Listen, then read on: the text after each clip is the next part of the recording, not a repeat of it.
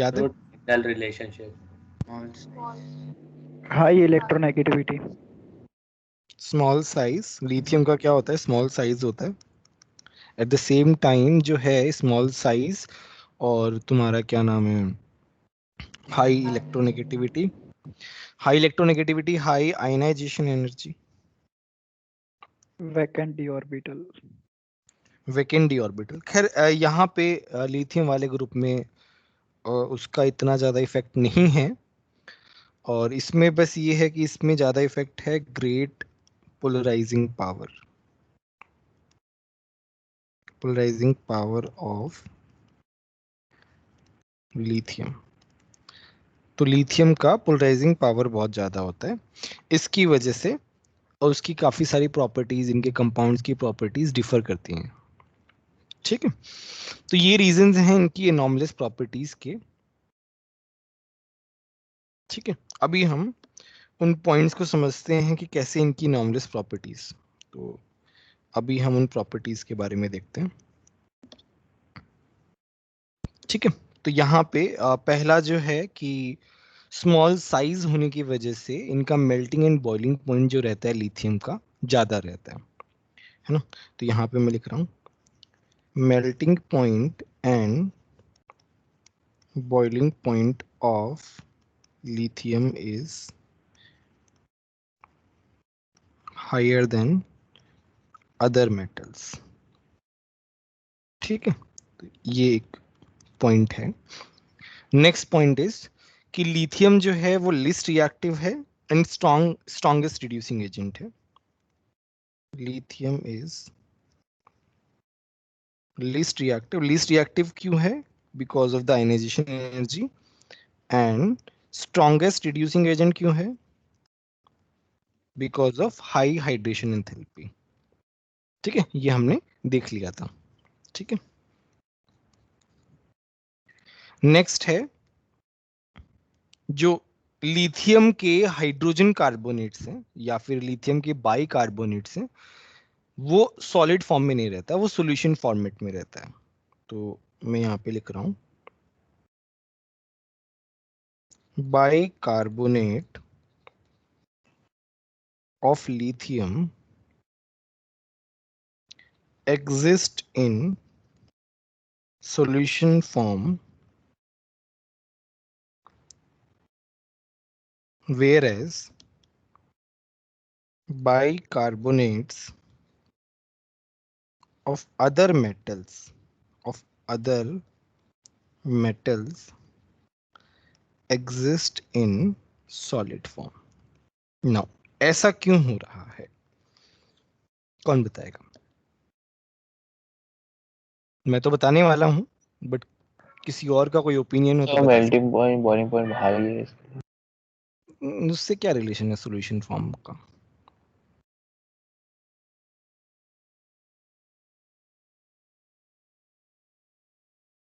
चलो बता देता हूँ। ज्यादा कोवेलेंट है तो फिर मतलब जो उनकी आपस में अट्रैक्शन फोर्स है वो वीक नहीं होगी नहीं कंपेयर।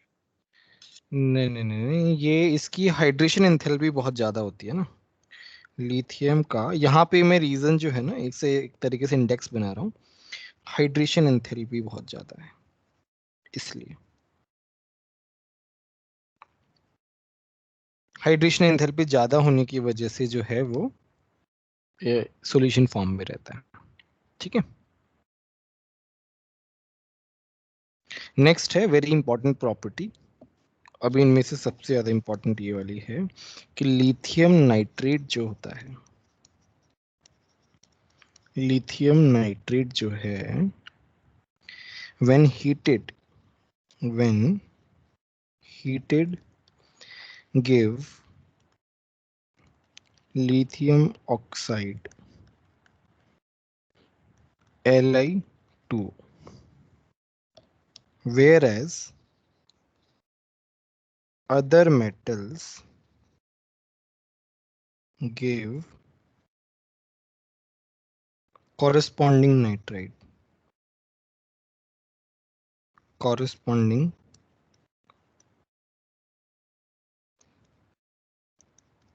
nitride। For example, कि LiNO3 है, इसको हीट करते हैं तो Li2 बनता है, NO2 बनता है, O2 बनता है। बट जब मैं NaNO3 या फिर और अदर अल्कली मेटल को हीट करता हूँ तो बनाता है NaNO2 प्लस O2। इसे हम क्या बोलते हैं? Sodium nitrite. ध्यान रखना, मैंने पहले ही बताया है, NO2 माइनस इसको क्या बोलते हैं? नाइट्राइट बोलते हैं। NO3 माइनस को नाइट्रेट बोलते हैं। है ना? ये सब जो बेसिक बेसिक चीजें हैं ना, ये पता होनी चाहिए। मतलब इनके लिए अलग से ऐसा कुछ क्लास नहीं होती है, ये तो मतलब हम बताते जाते हैं साथ साथ में, बट ये साथ साथ में याद रहनी चाहिए। नहीं तो कभी कभी इनसे भी क्वेश्चन गलत हो जाते हैं, जो कि बहुत रेयर होता है, बट इनसे ये पता होना चाहिए, मतलब इनके बारे में। अच्छा, अभी ऐसा क्यों हो रहा है उसके बारे में डिस्कस कर लेते हैं। लिथियम जो है बहुत छोटा कटायन है, NO2 माइनस बड़ा अनायन है ना, तो लिथियम उसको अकोमोडेट नहीं कर पाता है। तो ये क्यों हो रहा है? ये हो रहा है लिथियम के छोटे साइज होने की वजह से। ठीक है, तो यहां पे मैं एक इंडेक्स बना देता हूं, मतलब सिंबॉलिक रिप्रेजेंटेशन बना देता हूं कि ये मेरा लिथियम है और ये मेरा NO2, ऐसे। ठीक है, तो अच्छे से पोलराइज नहीं कर पाता, अच्छे से इसका गुण नहीं बन पाता है।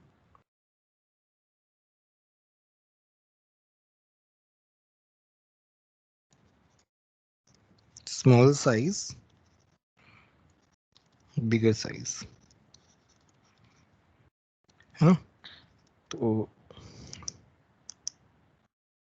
LiNO2 नहीं बन पाता है। सिंबॉलिक वे में मैंने लिखा है, आई होप तुम्हें समझ में आ जाएगा, है ना। ये वाला पॉइंट बहुत इंपॉर्टेंट है, इसके ऊपर क्वेश्चन आ सकता है, ध्यान रखना, इसलिए मैंने स्टार मार्क किया इस पॉइंट को।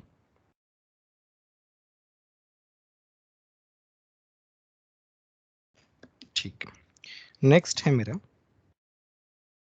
कि लिथियम जो है वो इथाइन के साथ रिएक्ट करके इथाइनाइड नहीं बनाता है, बाकी मेटल्स बनाते हैं। मैं लिख देता हूँ, lithium unlike other alkali metal, unlike other alkali metals form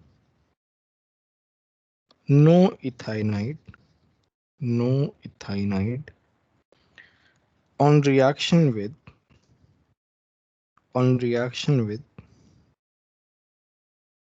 ethyne. अब तुम्हें लग रहा होगा सर इथाइनाइड क्या होता है? तो जैसे सोडियम है, अगर मैं उसको आर, सॉरी इथाइन है ना,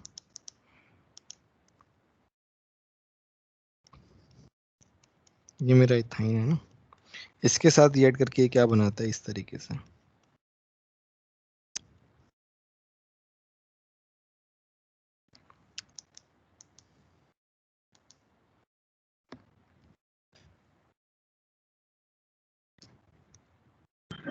तो नाइट्रोजन के पहले क्या लिखा है?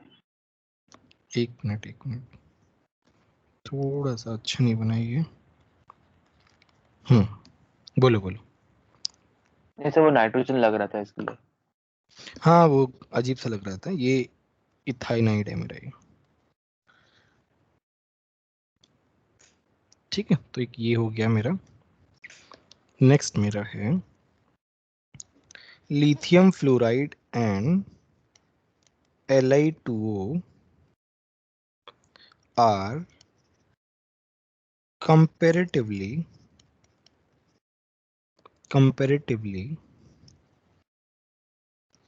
much less soluble, इसके बारे में हमने कल भी पढ़ा था, much less soluble in water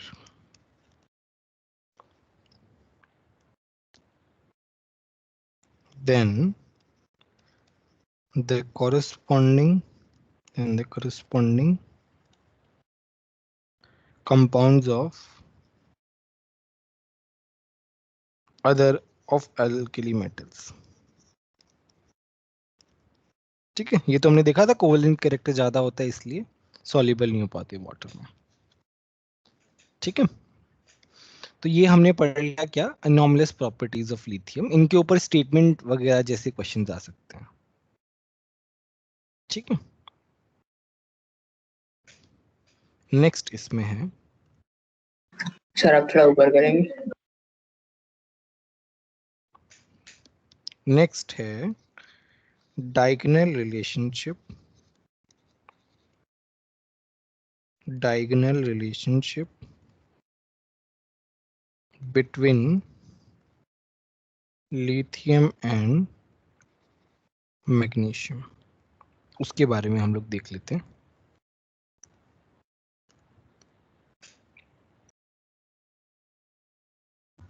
sir ये लास्ट पॉइंट वाला रीजन वही है ना, हाइड्रेशन रेशो वाला? हाँ मतलब बेसिकली कोवेलेंट कैरेक्टर ज्यादा होता है ना इनका, यहाँ पे मैं लिख देता हूँ इनका रीजन क्या है, हाई कोवेलेंट कैरेक्टर,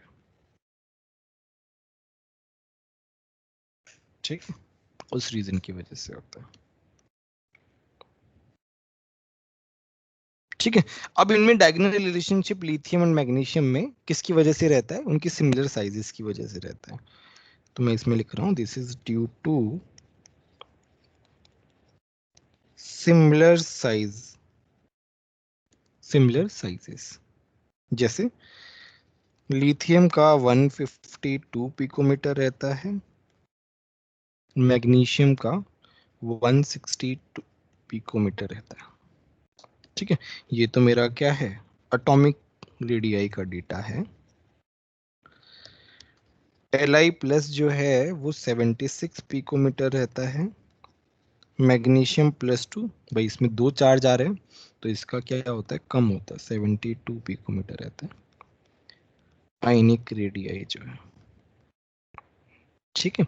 तो सिमिलर साइजेस होने की वजह से इनकी प्रॉपर्टीज जो हैं वो सिमिलर रहती हैं बेसिकली काफी। तो प्रॉपर्टीज हम लोग देखते हैं, सिमिलर प्रॉपर्टीज।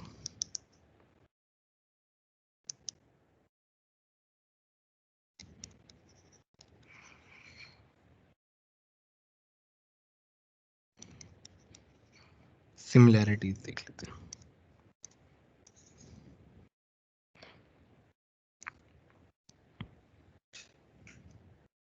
ठीक है। तो लिथियम एंड मैग्नीशियम क्या है ना, ये दोनों के दोनों वाटर से स्लोली रिएक्ट करते हैं, ठीक है। और इनके ऑक्साइड एंड हाइड्रोक्साइड्स भी जो है वो लेस सॉल्युबल रहते हैं, ये थोड़ी सिमिलैरिटी रहती है। हमने लिथियम में पढ़ा था, याद हो तो, वाटर के साथ बेसिकली इसका रिएक्टिविटी कम ही रहता है, तो मैग्नीशियम का भी उसी तरीके से रहता है। प्लस इनके ऑक्साइड्स और हाइड्रोक्साइड्स जो हैं वो लेस सॉल्युबल रहते हैं because of high covalent character, ठीक है। और जैसे हमने पढ़ा था कि लिथियम एंड मैग्नीशियम जो है वो नाइट्राइट फॉर्म करते हैं डायरेक्ट कॉम्बिनेशन से, तो ये कुछ प्रॉपर्टीज हैं। दे बोथ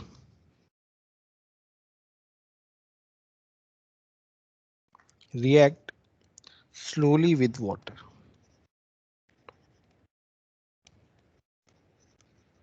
वाटर के साथ धीरे से रिएक्ट करते हैं। Their oxides and hydroxide are less soluble in water, less soluble in water, वाटर में कम soluble होते हैं। एंड their hydroxides decompose on heating, ठीक है। नाइट्राइड वाला हमने पॉइंट पहले ही लिख लिया था, देख तो ये पॉइंट हो गया। तो ये जो है मैग्नीशियम भी जो है ना, मैग्नीशियम भी ऑक्साइड बनाता है ऑक्सीजन के साथ, लिथियम भी ऑक्साइड बनाता है, दोनों के दोनों ऑक्साइड बनाते हैं, सुपर ऑक्साइड वगैरह नहीं बनाते। तो their oxides do not combine, do not combine with excess oxygen, with excess oxygen to give super oxide, super oxide नहीं बना पाता। Now this point is important. The carbonate, जैसे हमने देखा होगा, देखा था क्या लास्ट क्लास में कार्बन, लिथियम कार्बोनेट के बारे में। देखो लीस्ट स्टेबल होता है ना, तो वो टूट जाता है, तो वैसा ही होता है इसके साथ, मैग्नीशियम के साथ। मैग्नीशियम का कार्बोनेट भी टूट जाता है, तो हम लिखेंगे their carbonates decompose easily on heating, heating पे डिकम्पोज हो जाते हैं एंड सर फॉर्म ऑक्साइड, एक मिनट, एंड CO2। ठीक है, हाँ बोलो। सर वो सुपर ऑक्साइड वो ऑक्सीजन को अकोमोडेट नहीं कर सकते इसलिए है ना? हाँ हाँ, वो तो हमने उसका रीजन पहले ही बता रखा। ओके ठीक है, नेक्स्ट वाला पॉइंट भी जो है वो इम्पोर्टेंट है। तो हमने बोला था कि LiCl जो है वो काफी ज्यादा मतलब पानी में सॉल्युबल, मतलब कंपेरेटिवली है। वो डीलिक्विसेंट होता है, हमने पढ़ा था, याद है, LiCl.2H2O, हाइड्रेशन एंथैल्पी ज्यादा होने की वजह से। तो दोनों के दोनों का जो नेचर है वो डीलिक्विसेंट होता है, हाइड्रेट फॉर्म करते हैं basically because of high hydration enthalpy. तो यहाँ पे मैं लिख रहा हूँ both LiCl and MgCl2 are soluble in ethanol are deliquescent। इसका मतलब तो सभी को पता है ना, deliquescent का मतलब। सर जो वाटर अपने पास नहीं रख- सर। वाटर अपने पास रख लेना, बेसिकली वाटर की एफिनिटी एक तरीके से, वाटर को अब्जॉर्ब कर ले एक तरीके से, उसको बोलते हैं डीलिक्विसेंट प्रॉपर्टी। डीलिक्विसेंट वर्ड जहां पे आ जाए मतलब वो इंपॉर्टेंट है, वो ऐसा एक स्टेटमेंट वगैरह में पूछ लेते हैं डीलिक्विसेंट वाला। तो जब भी डीलिक्विसेंट दिखे मतलब वो इंपॉर्टेंट है। कुछ कुछ जो कीवर्ड्स हैं जो एग्जाम, इतने सारे एग्जाम्स हो गए हैं उनको देख के कुछ कुछ चीजें इंपॉर्टेंट हो जाती है, जैसे हाइड्रोजन बॉन्डिंग जहां आ जाए मतलब वो इंपॉर्टेंट है। तो कुछ कुछ ऐसी चीजें हैं जहां पे भी आ जाए मतलब वो इंपॉर्टेंट है, मतलब उसके ऊपर क्वेश्चन आ सकता है। हाइड्रोजन बॉन्डिंग जहां पे भी दिखे, जहां पे भी यूज हो रहा हो मतलब वो इंपॉर्टेंट है। ठीक है, क्रिस्टलाइजेस फॉर्म। सर डिलिक्वेशन फिर से बताएंगे? Affinity for water. हाँ, मतलब पानी को अब्सॉर्ब कर लेता है basically. Okay and form aqueous solution as hydrate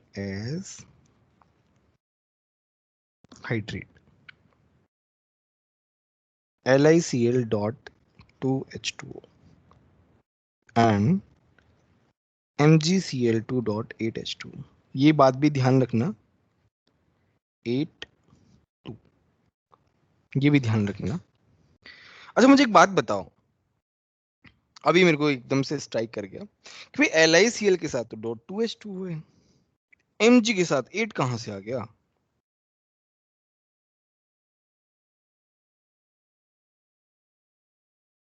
सोचो, 1 मिनट देता हूं सर मैं, उसमें पी सोचो। ऑर्बिटल।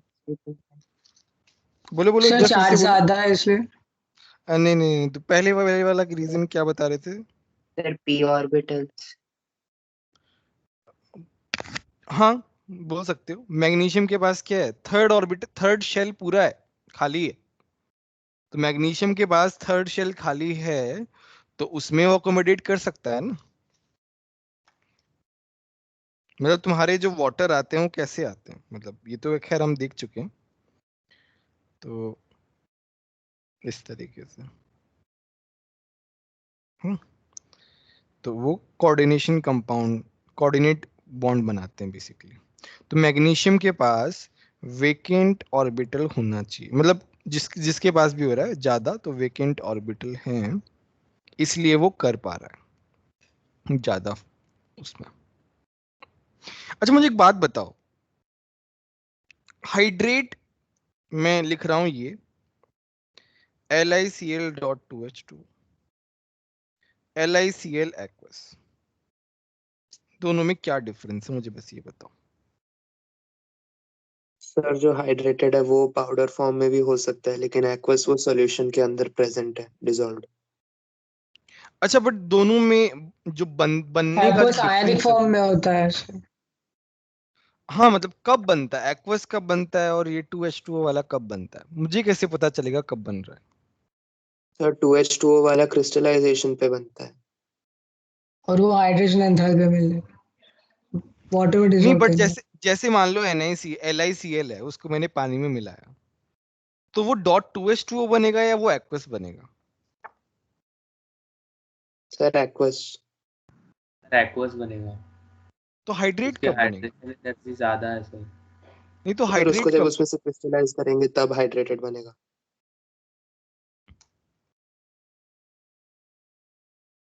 सर वो डीलिक्विसेंट है, तो अगर बाहर रखेंगे तो वो अपना वाटर अब्सॉर्ब कर लेगा। हाँ मतलब वो भी है, बाहर रखेंगे तब भी वो मॉइस्चर अब्सॉर्ब कर लेगा। अच्छा चलो मैं वो तुमने जो बताया सब सही बताया है ना, कोई गलती नहीं है किसी की भी। मैं एक एडिशनल चीज बता रहा हूँ, जैसे मान लो LiCl एक्वस का क्या मतलब है कि मेरे पास क्या है ना LiCl है, ठीक है, और मैंने बहुत सारा पानी मिला दिया, मैंने बहुत सारा पानी मतलब लॉट ऑफ वाटर, है ना। ये मेरा क्या है LiCl है, ये मैं बोल रहा हूँ एक्वस। एक्वस का मतलब क्या, बहुत सारा पानी, एक्सेस में पानी मिला दिया है, तो ये बन जाएगा। अब दूसरा केस है कि मैंने क्या लिया है, मैंने तो अपना LiCl लिया जितना पहले लिया था, बट अभी एक मिनट बोलिए। पानी मैंने बहुत कम डाला, ठीक है। तो तो मेरा मतलब ये जो वाटर एक्सेस कौन अमाउंट में लगा। लिमिटेड अमाउंट, मतलब क्रिस्टलाइजेशन ठीक है वो प्रोसेस भी कर सकते हैं, बट जब वाटर लिमिटेड अमाउंट में रहता है ना तब वो हाइड्रेट फॉर्म करता है, और जब बहुत सारा रहता है तो एक्वस फॉर्म करता है। इसका एक बहुत अच्छा क्वेश्चन बनता है थर्मोडायनेमिक्स में, वो मैंने नहीं कराया शायद, Na का क्वेश्चन है।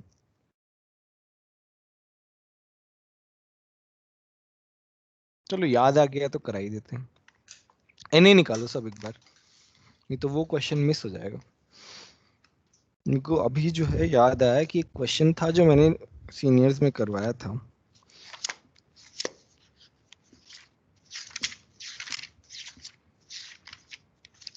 Na में क्वेश्चन नंबर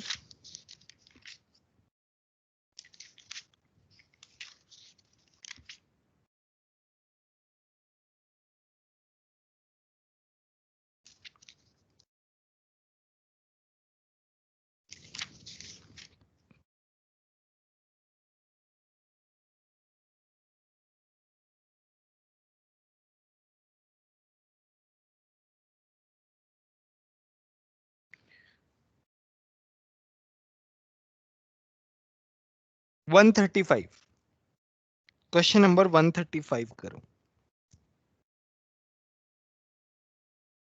थर्मोडायनेमिक्स का क्वेश्चन नंबर 135।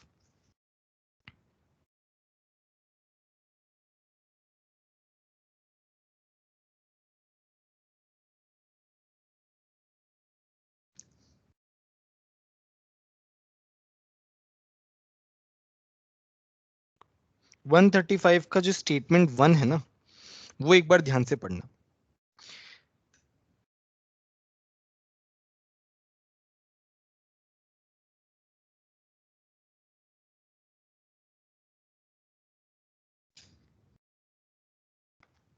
मैं लिख रहा हूं उसको, है ना।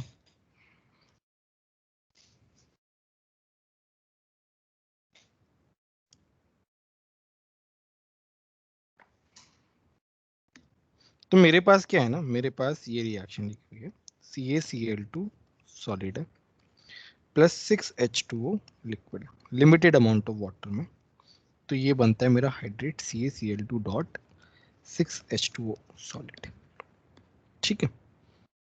तो इसका जो डेल्टा H गिवन है वो -23.2 किलो कैलोरी। ठीक है, इन्होंने बोला है enthalpy of solution of this CaCl2.6H2O, उन्होंने बोला है इसको इन्होंने लार्ज वॉल्यूम ऑफ वाटर में, लार्ज वॉल्यूम ऑफ वाटर का क्या मतलब है, एक्वस। उन्होंने बोला है इसका जो डेल्टा H है वो है 3.5 किलो कैलोरी। अब उन्होंने पूछा क्या है, खैर उन्होंने क्वेश्चन तो बहुत सिंपल पूछा है, the heat of solution of CaCl2 anhydrous in large volume of water. तो उन्होंने पूछा है कि जब हम CaCl2 सॉलिड को लार्ज वॉल्यूम ऑफ वाटर मतलब एक्वस में करते हैं तो मेरे पास बनता है ये, इसका डेल्टा H क्या होगा, ऐसा क्वेश्चन आता है, मतलब एग्जाम में आ सकता है। ये थर्मो का पार्ट है, ध्यान रखना। एक क्वेश्चन मैंने मिस किया, एक वैरायटी जो है वो मैंने नहीं करवाई थी, वो एनए में दी हुई थी। तो हम क्या करेंगे, दोनों को ऐड कर देंगे एसएस दोनों में। को ऐड कर दोनों को देंगे। ऐड करेंगे। तो हम क्या करेंगे 1+2 कर देंगे, तो मेरा डेल्टा H क्या हो जाएगा, -23.2 + 3.5 कितना आ गया 19.3, राइट, 19.7 माइनस किलो कैलोरी। ठीक है, खैर इतना मुश्किल नहीं है कुछ भी, बस ये पता होना चाहिए। ठीक है, इस तरीके से होता है। सेकंड भी करेक्ट। सेकंड तो करेक्ट है, ठीक है, सेकंड वाला तो खैर इससे रिलेटेड नहीं है। ठीक है, तो हमने ये कॉन्सेप्ट भी कर लिया, थर्मो वाला एक क्वेश्चन का वैरायटी कर लिया। ठीक है, तो ये हुआ हमारा जो हमने इनकी प्रॉपर्टीज डिस्कस करनी थी, क्या ग्रुप 1 की जो प्रॉपर्टीज थी वो हमने सारी डिस्कस कर ली। अब हम पढ़ते हैं इनके कंपाउंड्स के बारे में, सोडियम और पोटेशियम के जो कंपाउंड्स हैं उनके ऊपर क्वेश्चंस पूछते हैं, तो उसके बारे में अब हम डिस्कशन करते हैं।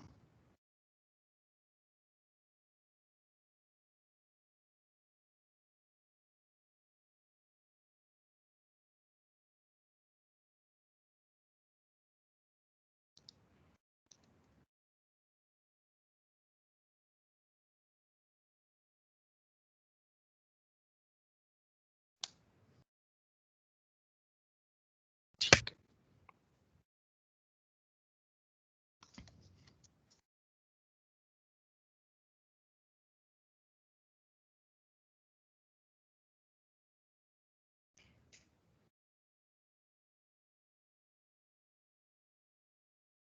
तो इसमें थोड़ा सा पहले हम इंफॉर्मेशन लिख लेते हैं सोडियम के बारे में।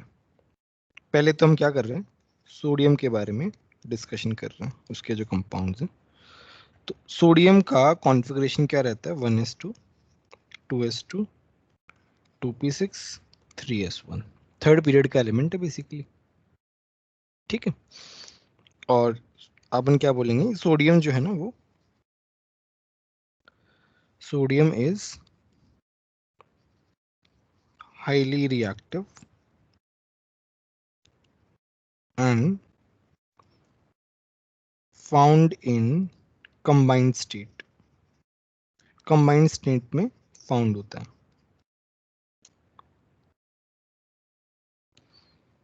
इसका जो आइसोटोप है, isotope of sodium is used in detection of disease जो है ल्यूकेमिया। ठीक है, ये तो ऐसे ही इंफॉर्मेशन है, इसके ऊपर क्वेश्चन नहीं आएगा।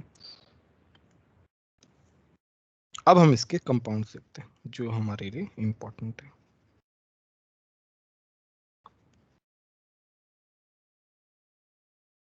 अच्छा, इसमें भी पीरियड लाइन कर लेते हैं ना।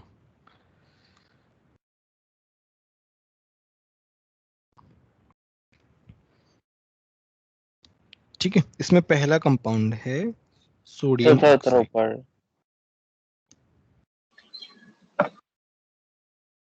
यस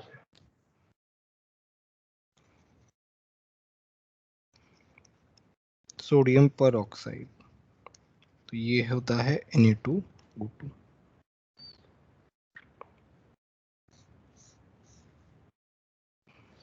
सोडियम पेरोक्साइड का सबसे पहले हम क्या देखते हैं, प्रिपरेशन देखते हैं कि हम उसे कैसे कैसे प्रिपेयर कर सकते हैं। तो जब हम सोडियम को एक्सेस ऑक्सीजन के साथ रिएक्ट कराते हैं, ठीक है, एक्सेस एयर में, तब हमको क्या मिलता है, Na2O2 मिलता है 350 डिग्री सेंटीग्रेड। ऑल्दो टेम्परेचर याद करने की जरूरत नहीं है। ये O2 जो है ना, ये प्योर होना चाहिए, इसका मतलब free from moisture and CO2, दोनों से फ्री होना चाहिए।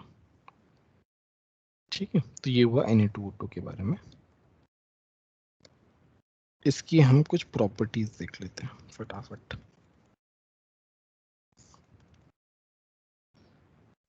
ठीक है, ये क्या है, पेल येलो डायमैग्नेटिक कंपाउंड है। पेल येलो डायमैग्नेटिक, डायमैग्नेटिक क्यों है ये सभी को पता है, कल ही बताया था, MOT की वजह से। ठीक है, दूसरा, ये पावरफुल ऑक्सीडाइजिंग एजेंट है, पावरफुल ऑक्सीडाइजिंग एजेंट है। पावरफुल ऑक्सीडाइजिंग एजेंट क्यों है?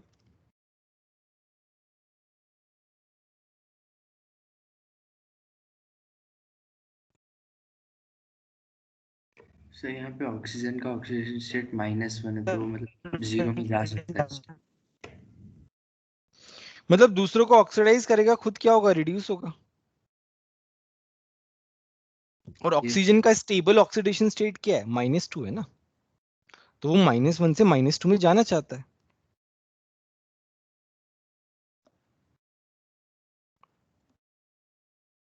ठीक है, तीसरा है कि ये जो है CO2 और CO के साथ रिएक्ट करके Na2CO3 बनाता है, और Na2O2 CO2 के साथ रिएक्ट करके Na2CO3 प्लस O2 बनाता है। खैर ये तो इतना कुछ नहीं है, खास रिएक्शन नहीं है कुछ, ये तो खुद से भी हम लोग कर सकते हैं ऐसे रिएक्शन। तो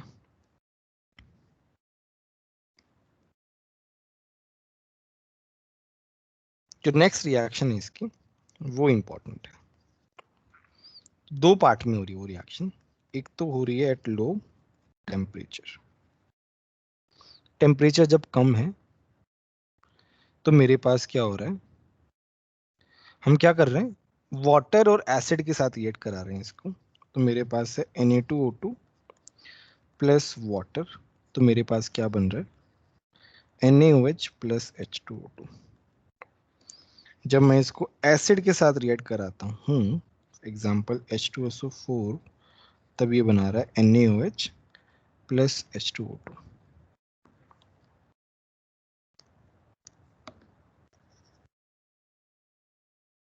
Na2SO4। अब यहाँ पे इंपॉर्टेंट क्या है, H2O2। दोनों से क्या मिल रहा है, H2O2 मिल रहा है, इसके बारे में पूछ सकते हैं। ठीक है, दूसरा है एट हाई टेम्परेचर। तो हाई टेम्परेचर में क्या है ना, हमारे पास O2 मिलता है हाई टेम्परेचर पे, Na2O2 प्लस H2O, हमारे पास बनता है NaOH प्लस O2। दूसरा है Na2O2 प्लस H2SO4, ये बनता है Na2SO4 plus H2O plus O2।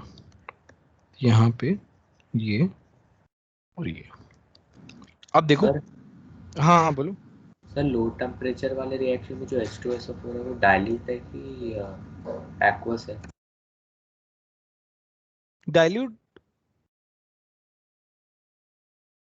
Dilute है कि एक्वस है, एक ही बात है ना। एसिड का, एसिड भी वैसे भी काम किस में करता है, पानी में करता है ना।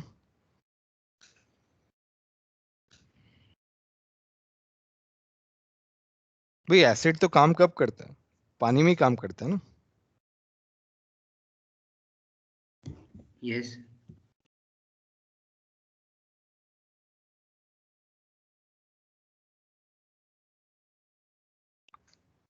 पानी तो रहेगा ही। एनीवे तो मेरा ये था कि यहाँ पे क्वेश्चन मैंने इसको इंपॉर्टेंट क्यों कहा है, क्योंकि जब भी कुछ डिफरेंशिएटिंग थिंग आ जाए, Na2O2 का रिएक्शन है, लो टेम्परेचर पे H2O2 बना रहा है, हाई टेम्परेचर पे O2 बना रहा है, देखो क्वेश्चन आ सकता है इस पे। क्या क्वेश्चन आ सकता है कि when sodium is reacted with pure oxygen in excess, compound A is formed। तो तुम्हें वो रिएक्शन पता होना चाहिए, Na2O2 बन गया है। When it is reacted with acid at low temperature and high temperature, it gives B and C compound respectively। तो A क्या बोलूंगा मैं, Na2O2, B क्या बोलूंगा मैं, H2O2। लो टेम्परेचर पे H2O2 देता है, हाई टेम्परेचर पे O2 देता है। अब ऐसे ही 4 ऑप्शन मिलेंगे। 4 ऑप्शन में क्या होगा, उल्टा पुल्टा करके कुछ भी करके तुम्हें 4 ऑप्शन बना देंगे। बट तुम्हें पता होना चाहिए कि low temperature H2O2 hydrogen peroxide, high temperature मतलब O2। अब देखो इसको याद कैसे करना है। भाई H2O2 जो है, जब उसको तुम हीट करोगे लेट्स से, तो वो तो डिकम्पोज हो जाता है। किसमें डिकम्पोज हो जाता है, O2 में डिकम्पोज हो जाता है, H2O प्लस O2 में। भाई यहां से यहां जो है वो क्या है, डिकम्पोज हो रहा है ये। तो लो टेम्परेचर पे H2O2 ही रहेगा और हाई टेम्परेचर पे O2 रहेगा। इस तरीके से लॉजिकली जो है तुम थोड़ा ध्यान रख सकते हो, इसके ऊपर क्वेश्चन आ सकता है। ठीक है, क्लियर है सभी को? यस। ठीक है,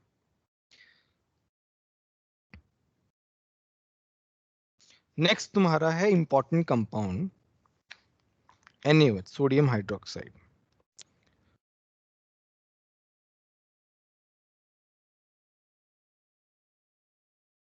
सोडियम हाइड्रोक्साइड जिसे हम कॉस्टिक सोडा भी बोलते हैं। तो ये है NaOH। ठीक है,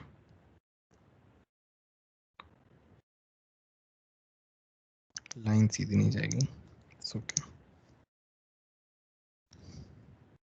ठीक है, सोडियम हाइड्रोक्साइड का प्रिपरेशन देखते हैं सबसे पहले। इसका प्रिपरेशन जो है ना वो इंपॉर्टेंट है। इसमें पहला जो प्रोसेस है that is Gauss's process. Simple सा प्रोसेस है, बस नाम जो है ना वो पता होना चाहिए गॉसेस प्रोसेस का, क्योंकि वो क्वेश्चन में पूछ सकते हैं। ठीक है, तो इसमें क्या करते हैं हम, सोडियम कार्बोनेट को जब हम कैल्शियम हाइड्रोक्साइड के साथ रिएक्शन कराते हैं ना, तो हमारे पास क्या बनता है, NaOH बनता है। सिंपल सी रिएक्शन है, डबल डिस्प्लेसमेंट रिएक्शन, कुछ खास नहीं है इसमें। लाइन से जब हम रिएक्ट करा रहे हैं तो हमारे पास बन रहा है NaOH प्लस CaCO3। ठीक है, रिवर्सिबल रिएक्शन है, ये ध्यान रखना है। ये क्या है, रिवर्सिबल रिएक्शन है। अब एक और बात बता दूं मैं कि जब भी ऐसे रिवर्सिबल रिएक्शन बनती है, ऐसा मतलब कोई भी प्रोसेस हो रहा है और उसमें रिवर्सिबल वाला कुछ आ रहा है, तो उसके ऊपर भी स्टेटमेंट में क्वेश्चन आ सकता है। खैर ये रिएक्शन तो खैर इतनी इंपॉर्टेंट नहीं है, तो ठीक है। अगला जो पार्ट है that is very very important comparatively sodium के रिस्पेक्ट में, that is electrolysis of preparation में NaCl। आता है, क्या क्या? प्रिपरेशन में आता है। हाँ प्रिपरेशन में आता है। कास्टनर केल्नर सेल, मतलब ये जिस कंटेनर में होता है उसको हम क्या बोलते हैं, कास्टनर केल्नर सेल। इसका नाम भी पता होना चाहिए। मैंने देखो पूरी को स्टार मार्क करा है। मैं ये बताऊंगा कौन कौन सा कितना इंपॉर्टेंस है किसका। ठीक है, तो पहले तो मैं डायग्राम बनाता हूँ।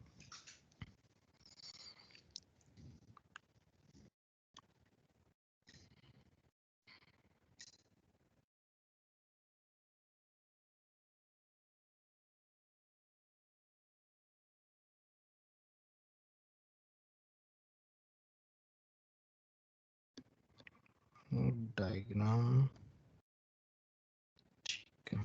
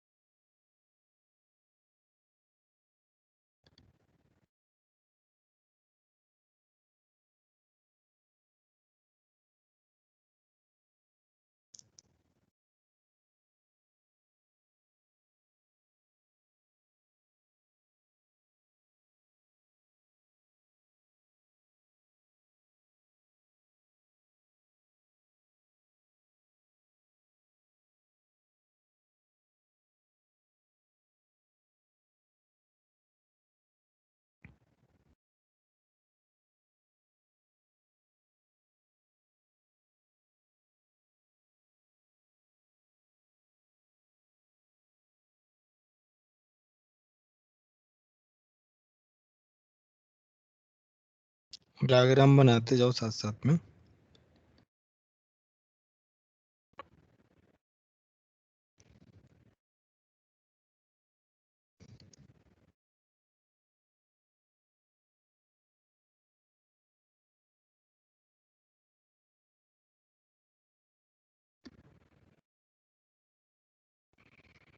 थोड़ा सा डिफिकल्ट डायग्राम, डिफिकल्ट तो क्या मतलब, काफी सारी चीजें हैं इसलिए टाइम लग रहा है।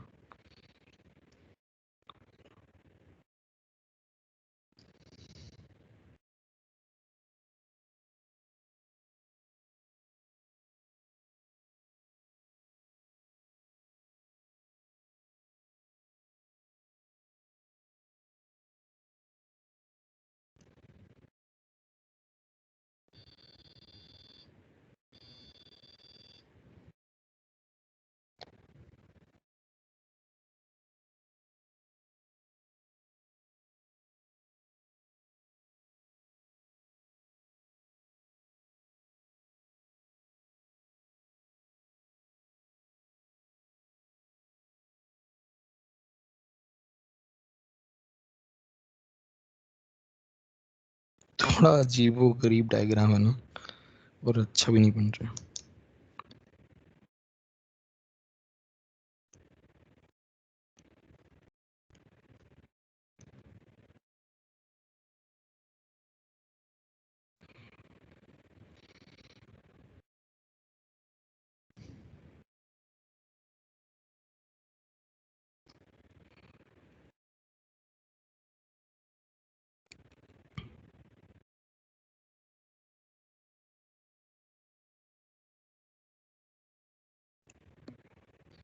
थोड़ा कंजस्टेड हो गया डायग्राम।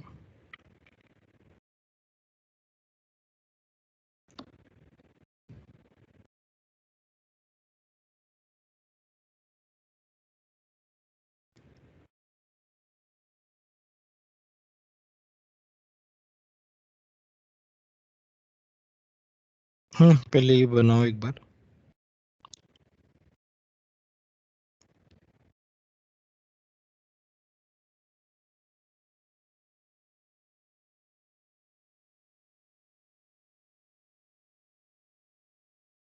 तो डायग्राम दिखाई देना।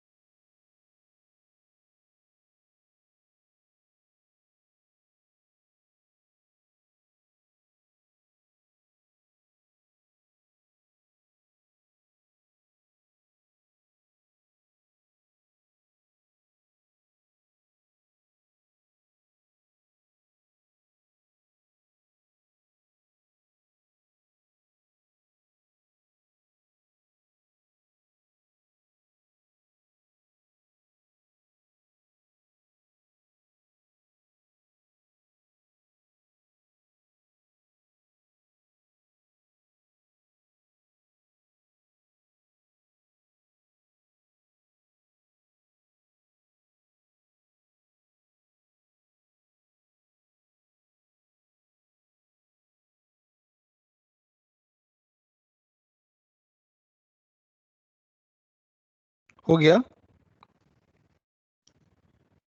Yes sir. ठीक है, चलो अभी हम डिस्कस करते हैं। तो देखो यहाँ पे क्या है ना कि ये जो मेरा एक तो यार बहुत, इसको मैं शिफ्ट कर सकता हूँ ना।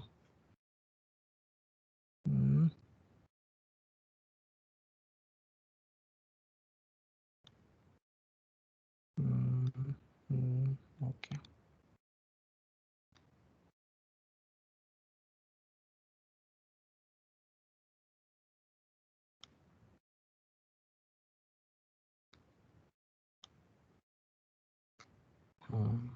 अब ठीक है।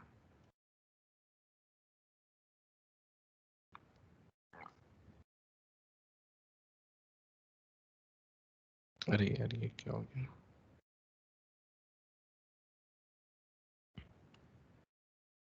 ठीक है, ये जो है ना ये मेरा है आयरन इलेक्ट्रोड।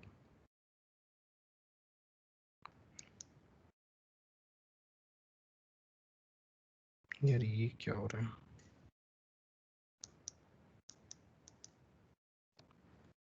ये मेरा है आयरन इलेक्ट्रोड, ठीक है, आयरन इलेक्ट्रोड है। और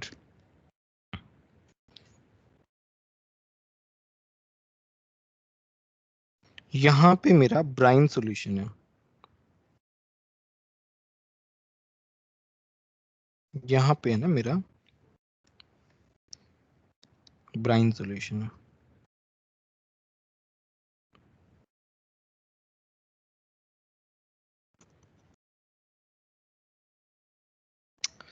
यार ये क्या हो जाता है, मेरे को तो समझ में नहीं आता। ब्राइन सॉल्यूशन है, यहाँ पे भी है ना ब्राइन सॉल्यूशन है, this is also brine solution.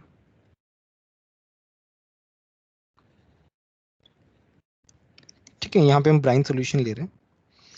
और हाँ, ये वाला जो है ये मेरे पास ग्रेफाइट है, ठीक है। ग्रेफाइट जो है वो यहाँ पे भी एक है, ग्रेफाइट है। ये किसका काम कर रहा है? एनोड का काम कर रहा है। और आयरन जो है ना ये मेरा कैथोड का काम कर रहा है,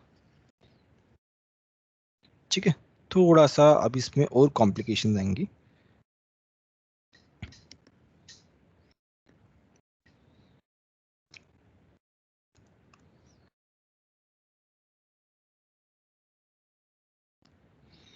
चलो मैं इसको थोड़ा सा कलरफुल बना रहा हूँ। यहाँ पे क्या है ना मेरे पास ये वाला जो सॉल्यूशन है वो NaOH का सॉल्यूशन है, 20% डाइल्यूटेड फॉर्म में, ठीक है। अब बात करते हैं इसकी। यहाँ पे क्या है ना मेरा, नहीं इसको मुझे थोड़ा अलग तरीके से दिखाना पड़ेगा।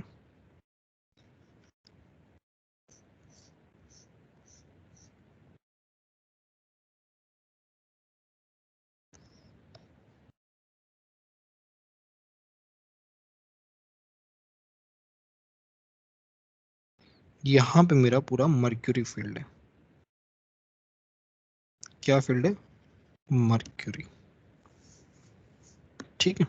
अच्छा मुझे एक बात बताओ कि ये जो क्या नाम है, एनोड क्या होता है? पॉजिटिव होता है जनरली, और कैथोड क्या होता है? नेगेटिव होता है, ठीक है। तो कैथोड के नेगेटिव होने की वजह से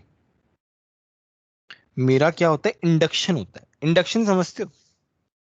फिजिक्स वगैरह में पढ़ा होगा ना इंडक्शन के बारे में, हमने ही पढ़ा है वैसे। इंडक्शन के बारे में अगर याद हो तो किसने पढ़ा था? Dipole dipole interaction, induce dipole, उसमें क्या होता है? इंडक्शन हो जाता है अपने यहाँ पे। तो यहाँ पे जब आयरन कैथोड की तरह काम कर रहा है, मतलब नेगेटिव है, तो जो मर्क्यूरी है ना उस मर्क्यूरी पे पॉजिटिव चार्ज डेवलप हो जाता है अपने यहाँ पे। This is called induction. Graphite anode है। तो देखो मर्क्यूरी जो है ना यहाँ पे तीन कंपार्टमेंट है, फर्स्ट, इसके यहाँ से डिस्टरबेंस आ रहा है यार।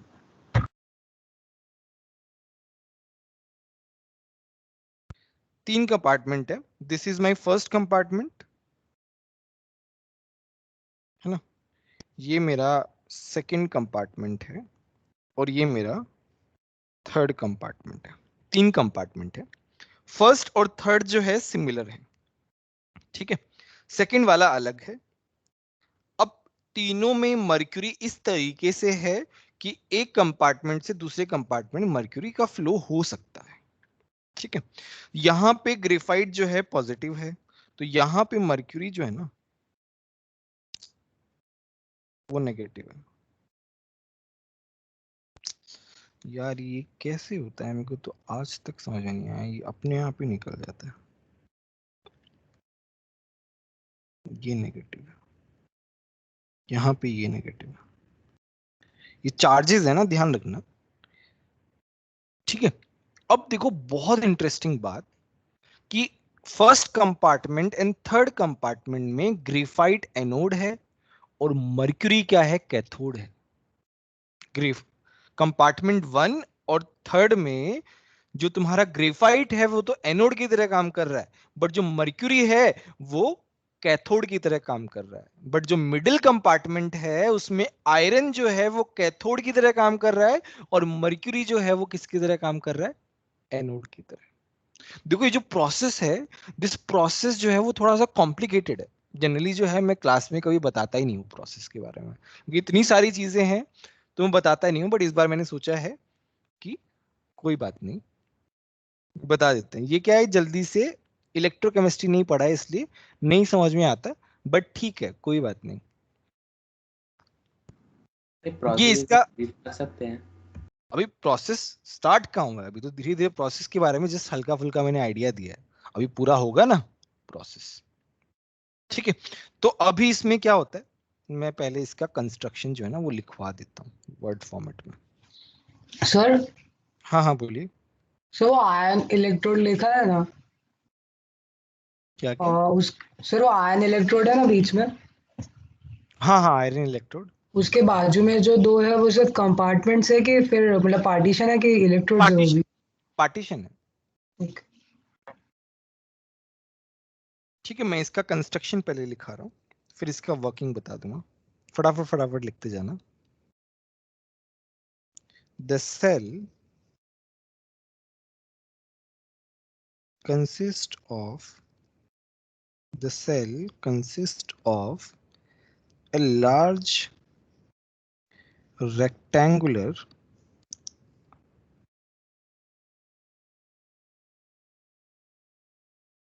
trough divided into 3 compartments, divided into 3 compartments,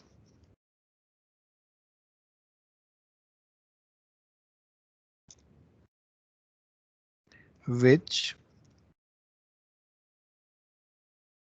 do not touch the bottom of the cell. Just the bottom of cell.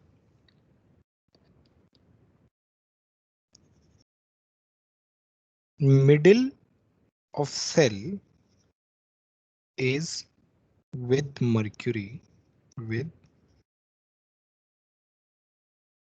mercury, which can flow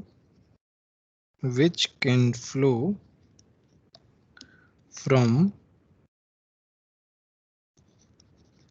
one compartment to which can flow from Sir, one bottom of cell आना चाहिए. Bottom of cell is filled with mercury. नहीं bottom of cell mercury को क्या है ना middle वाले compartment मतलब middle वाले पोर्शन में रखा गया है। देखो बॉटम तो तुम्हारा जो है वो तुम्हारा नॉर्मल सॉल्यूशन से मिलके बना हुआ है, जो नॉर्मल ब्राइन सॉल्यूशन है उसी से मिलके बना हुआ है।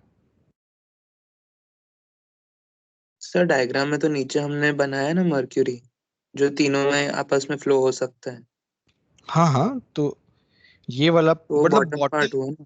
बॉटम पार्ट उन्होंने ये मीन किया है, बताता हूँ ये वाला मीन किया है, ये बॉटम वाला पार्ट है। ओके सर तो बॉटम के पार्ट का सिग्निफिकेंस मतलब थोड़ी होगा ये प्रोसेस। नहीं नहीं नहीं, इस प्रोसेस में कोई सिग्निफिकेंस नहीं है बॉटम वाले पार्ट का, इसलिए तो मेंशन भी नहीं किया ना।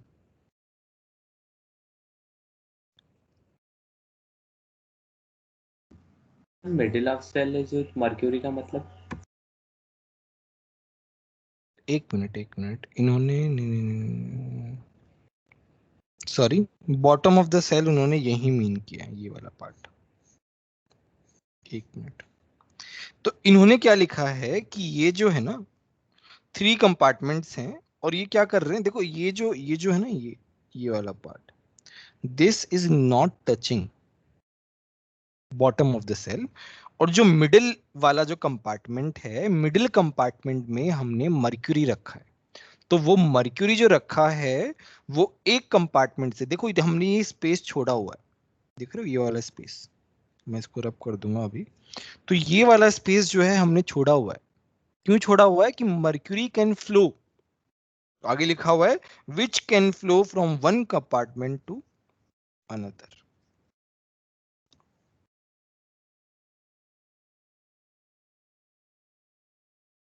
ठीक है, नेक्स्ट है mercury in first and third compartment कैसे बिहेव कर रहा है? कैथोड की तरह बिहेव कर रहा है। इन सेकंड कंपार्टमेंट किस तरीके से बिहेव कर रहा है? एनोड की तरीके से बिहेव कर रहा है। ठीक है, और ये हो कैसे रहा है? इंडक्शन के थ्रू हो रहा है। ठीक है, अब हम इसकी रिएक्शन के बारे में बात करते हैं। ये सब ठीक है ना, दिस इज ऑल फाइन।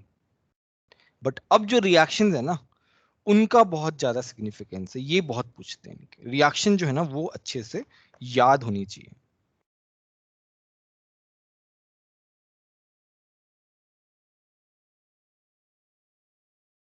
अब देखो, हम पहले फर्स्ट एंड थर्ड कंपार्टमेंट की बात करते हैं कि उनमें क्या क्या रिएक्शन हो रही है।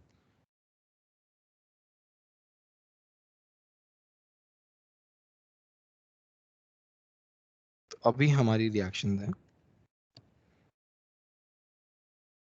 रिएक्शंस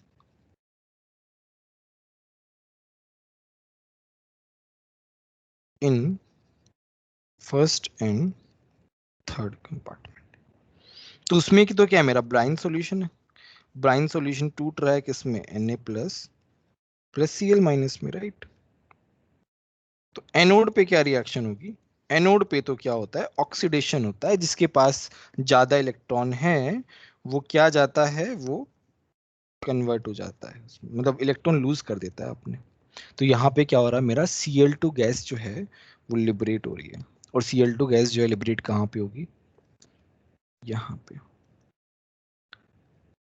तो यहाँ पे Cl2 गैस लिबरेट हो रही है।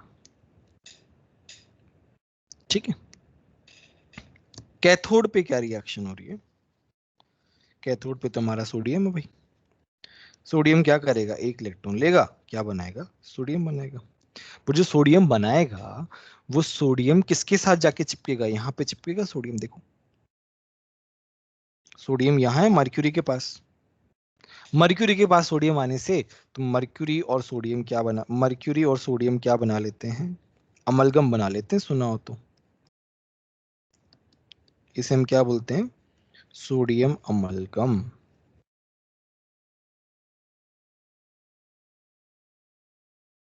ठीक है, तो ये मेरा रिएक्शन कहां पे हो रहा है? फर्स्ट एंड थर्ड कंपार्टमेंट में हो रहा है, इस तरीके से। तो सोडियम अमलगम बनके मेरा तैयार हो गया। ठीक है, अब वो सोडियम अमलगम का काम आएगा सेकंड वाले कंपार्टमेंट में। अब एक और बात, एक और इंटरेस्टिंग बात, कि यहां पे एक व्हील होता है, मतलब ये जो व्हील है इसको हम इसेंट्रिक व्हील बोलते हैं। ठीक है, यहाँ पे हमारा नॉर्मल स्टैंड होता है। इसेंट्रिक व्हील जो है ना, ये इसका काम क्या होता है, ये मतलब रुक नहीं पा रहा है ना, तो सॉल्यूशन जो है मिक्सअप हो रहा है, मर्क्यूरी जो है वो इधर उधर जा रहा है, इधर उधर जा रहा है ना, इसके हिलने डुलने की वजह से मर्क्यूरी इधर उधर जा रहा है। तो अब जो हमारा अमलगम बना है ना, वो अमलगम यूज होगा मिडिल वाले सेल में, तो वो हम देखेंगे कैसे यूज हो रहा है। ठीक है, नाउ अब हमारे रिएक्शंस इन मिडिल वाले सेल में क्या हो रहा है। मिडिल वाले सेल में तो हमारा NaOH है। देखो, अब देखो एक और खास बात, NaOH तो बनाने जा रहे हैं, तो NaOH क्यों यूज किया है, क्योंकि हम कम NaOH से बहुत ज्यादा NaOH बनाने वाले हैं। देखो कैसे बनाते हैं, तो ये किस में टूटेगा, Na plus plus OH minus में, मेरा पानी भी तो है, डाइल्यूटेड फॉर्म में है, तो ये किस में टूटेगा, H plus plus OH minus में। अब देखो इसका कैसे यूज होता है। ठीक है, अब यहाँ पे हमारा क्या होता है, एनोड, मतलब एनोड पे क्या रिएक्शन होगी, एनोड पे तो हमारा ऑक्सीडेशन होगा, नेगेटिव चार्ज तो भाई OH माइनस के पास, तो OH माइनस क्या करेगा, OH के पास जाएगा, OH प्लस इलेक्ट्रॉन। ठीक है, तो इस तरीके से बनाएगा। अभी क्या है, यहां से जैसे ही OH बन रहा है एनोड पे, तो वो क्या, कहाँ पे बन रहा है, एनोड पे बन रहा है, और एनोड किसके बाजू में है, भाई एनोड तो यहाँ है, ये एनोड है, ये वाला मर्क्यूरी वाला जो पार्ट है ये क्या है, एनोड है, देख रहे हो, ये वाला मेरा एनोड वाला पार्ट है। OH जब इसके पास आता है तो क्या होता है कि सोडियम अमलगम जो बना हुआ है वो OH के साथ रिएक्ट करके, मतलब खैर ऐसे लिखना नहीं चाहिए, इस तरीके से लिखना गलत है, बट ठीक है मैं समझा दूंगा एक बार में। तो यहाँ पे मेरे पास बनता है NaOH प्लस H, मतलब इसको मैं एक साथ लिखूं तो कैसे लिखूंगा, कि सोडियम मर्क्यूरी अमलगम जो है वो OH माइनस के साथ रिएक्ट कर रहा है, मेरे पास क्या बना रहा है, NaOH plus Hg plus electron, इस तरीके से रिएक्शन हो रही है। अब तुम्हारा जो NaOH बन रहा है वो ज्यादा कॉन्सेंट्रेटेड बन रहा है, और ये वाला पार्ट जो है ये इंपॉर्टेंट है। अब देखना इस पे क्वेश्चन कैसे कैसे बन सकते हैं, कि in Castner Kellner process NaOH is formed in which compartment, second compartment में, मिडिल वाले में, और वो भी किस पे, एनोड पे।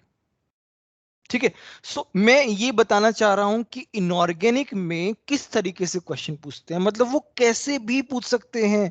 You should know every detail, हर एक डिटेल जो है ना वो पता होनी चाहिए कि क्या क्या हो रहा है, कौन से कंपार्टमेंट में क्या हो रहा है, एनोड पे क्या हो रहा है, कैथोड पे क्या हो रहा है। तो तुम्हारा ऐसे जो प्रोसेसेस हैं उनको अच्छे से समझना जरूरी है, नहीं तो उसके जो क्वेश्चंस हैं वो नहीं हो पाएंगे।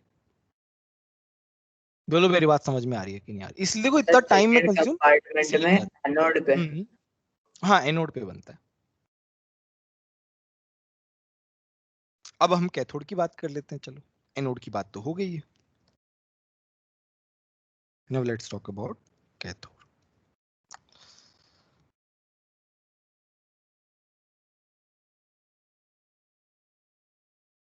कैथोड क्या है, कैथोड में हमारा जो है H प्लस, देख रहे हो, H प्लस जो है वो 2 इलेक्ट्रॉन लेके क्या बना रहा है, H2 गैस बना रहा है।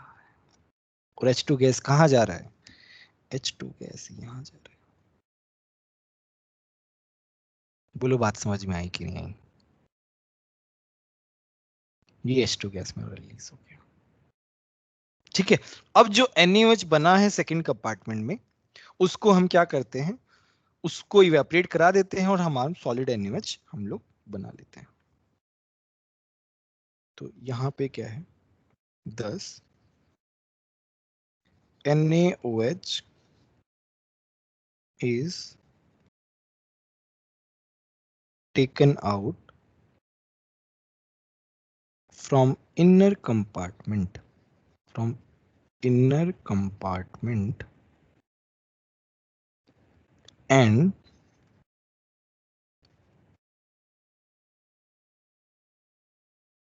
evaporated to give solid NaOH। ठीक है, तो ये तुम्हारा प्रोसेस हो गया इलेक्ट्रोलिसिस ऑफ NaCl। बोलो समझ में आया कि नहीं आया, ये बताओ पहले। Yes sir.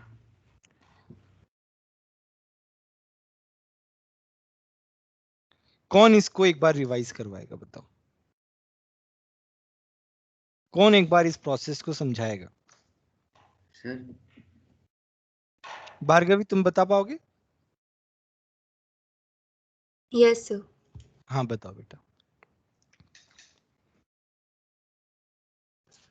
यस सर, तो ये जो प्रोसेस है लाइक कास्ना केलर सेल, तो उसमें बेसिकली हमारे पास होते हैं दो इलेक्ट्रोड्स, ग्रेफाइट एनोड्स होते हैं दो साइड पे, और ये जो पूरा सेल होता है उसके अंदर होते हैं दो इलेक्ट्रोड, और सबसे बीच में होता है आयरन का कैथोड। फिर वो सेल में एक मतलब पूरा लार्ज एक रेक्टेंगुलर ट्रफ जैसा होता है, और उसमें मिडल ऑफ द सेल में जो स्ट्रिप होती है उसमें मर्क्यूरी फिल्ड होती है, जो कि easily one compartment to other वो मूव कर सकती है। देन सेकेंड 3 कंपार्टमेंट्स जो होते हैं उसमें से जो फर्स्ट कंपार्टमेंट होता है उसमें और थर्ड, उन दोनों में होता है हमारा ब्राइन सोल्यूशन, और जो सेकेंड कंपार्टमेंट होता है उसमें होता है हमारा NaOH का सोल्यूशन। तो फिर जब mercury first and third compartment में फ्लो करती है तो वो कैथोड की तरह एक्ट करता है, और फिर जो मतलब मिडिल का जो कंपार्टमेंट में जो फ्लो करता है तब वो एनोड की तरह एक्ट करता है। क्यों फिर करता है ऐसा? सर क्योंकि मिडिल कंपार्टमेंट में NaOH है, तो फिर सॉरी वो हमारे पास वो आयरन का जो है वो कैथोड की तरह, यस, तो वो कैथोड की तरह एक्ट करता है, तो इसलिए वो मिडल में एनोड की तरह। फिर उसके बाद रिएक्शंस होते हैं, तो हमारा जो NaCl है वो डिसोशिएट होता है Na+ और Cl- में। तो उस वक्त हमारे पास एनोड पर जो रिएक्शंस है वो मतलब Cl ब्रेक होता है और फिर 2 इलेक्ट्रॉन रिलीज होते हैं। अच्छा, एनोड पे Cl- ही क्यों जा रहा है?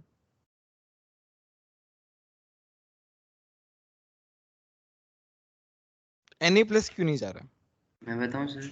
सर एनोड पे नेगेटिव आयन से Cl- जाते हैं। ऑक्सीडाइज हो सकता है। बेसिकली हाँ, मतलब ऑक्सीडेशन हो रहा है, ऑक्सीडेशन हो रहा है, तो जो इसके पास इलेक्ट्रॉन ज्यादा है वो जाएगा वहां पे एनोड पे, तो Cl- जो है वो Cl2 में जाएगा और 2 इलेक्ट्रॉन जो है वो मतलब बेसिकली लूज कर देगा एक तरीके से। कंटिन्यू भार्गवी।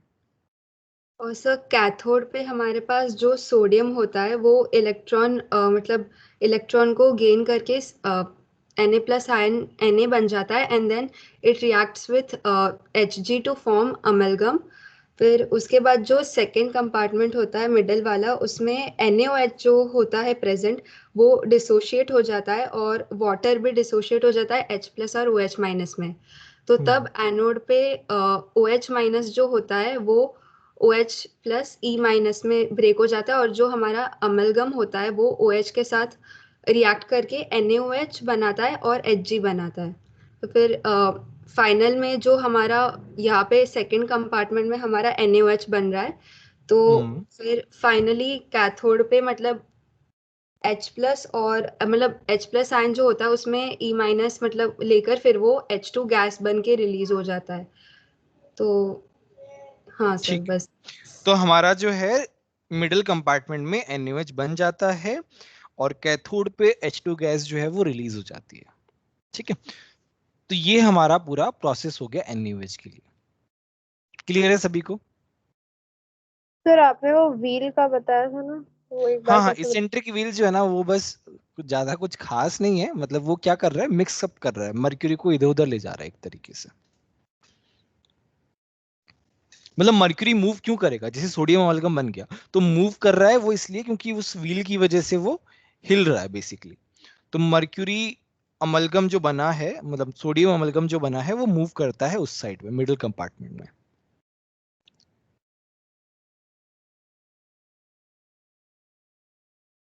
ठीक है, सबको समझ में आया? ठीक है, तो Yes, आज sir. इतना ही। एक तो यार हर दिन मैं सोचता हूँ सर बहुत ज्यादा पढ़ाऊंगा बट वो सर हुई सर हाँ हाँ बोलो बोलो बोलो बोलो। सर वो लास्ट पॉइंट पे